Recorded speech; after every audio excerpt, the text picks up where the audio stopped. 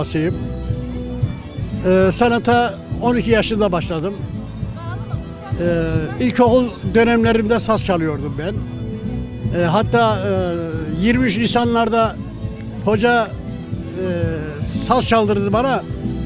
Sahnem de sobanın üstüydü. Çok güzel. Sobanın üstünü sahne yapardı hoca bana. Bacaklarım yetmiyor ya. Evet. 16 yaşında plak yaptım. Plakla buluştum. 16 yaşındaydım. 8-10 plak yaptıktan sonra plak dönemi bitti. Kaset başladı. 38 kaset yaptım. 38 kaset yaptım.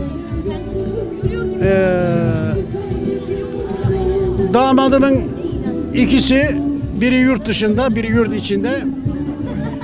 Halil Erkal var. O benim damadım.